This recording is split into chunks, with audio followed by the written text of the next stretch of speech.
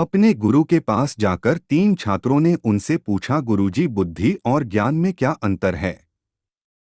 गुरुजी एक कमरे में जाते हैं और थोड़ी देर बाद बाहर आते हैं और पहले छात्र से कहते हैं, उस कमरे में 3 गिलास में दूध रखा हुआ है।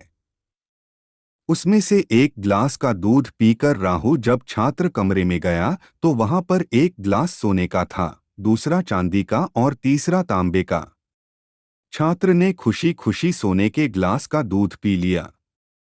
जब दूसरा छात्र कमरे में पहुंचा तो उसने देखा कि बर्तनों की सोने ओर का ध्यान गिलास बिल्कुल नहीं खाली देते। था। ज्ञानी लोगों को उसे अगर मिट्टी थोड़ा के दुख बर्तनों में हुआ, भी फिर रखा भी खाना ये परोसा जाए सोचकर तो वे आनंद से संतुष्ट उसमें हुआ कि भोजन कम करते से हैं। कम उसे चांदी के नीतिवचन गिलास का दूध 1815 तो में लिखा नसीब है, हुआ। समझ वाले का मन ज्ञान प्राप्त उसने करता उस है और गिलास को बुद्धिमान पिया ज्ञान की बात और की खोज थोड़ी में रहते हैं। संतुष्टि से तो क्या बाहर ज्ञान आया। देने वाले प्रभु से हम ज्ञान की जब प्राप्ति के लिए तीसरा प्रार्थना छात्र कमरे करेंगे। में जाता है तो देखता है कि सोने और चांदी गिलास खाली पड़े हुए हैं।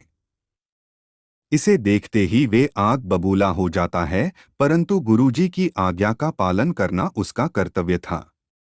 इसलिए तांबे के गिलास का दूध पीकर दुखी मन से बाहर आया। गुरुजी तीनों को बुलाकर पूछते हैं कि क्या आप तीनों ने दूध पिया?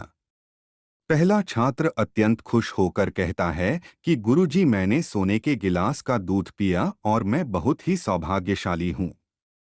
दूसरे छात्र ने कहा, मैं थोड़ा दुखी हूँ कि मुझे सोने के गिलास का दूध नहीं मिला, परंतु इस बात से थोड़ा संतुष्ट हूँ कि कम से कम चांदी के गिलास में दूध मिला। तीसरा छात्र बहुत ही दुखी मन से कहता है, गुरुजी, मैं बहुत ही दुर्भाग्यशाली हूँ, मुझे तांबे के गिलास का दूध पीने को मिला। गुरुजी ने तीनों की बात सुनकर कहा, मैंने तीनों गिलास में एक ही नाम से गाय का दूध भरकर रखा था। तुम तीनों ने दूध के स्वाद की ओर कोई ध्यान नहीं दिया। तुम तीनों ने केवल गिलास के मूल्य की ओर ही अधिक ध्यान दिया। बर्तन की ओर ध्यान देना केवल बुद्धि कहलाता है और बर्तन के अंदर रखी हुई चीज की ओर ध्यान लगाना ज्ञान कहलाता है।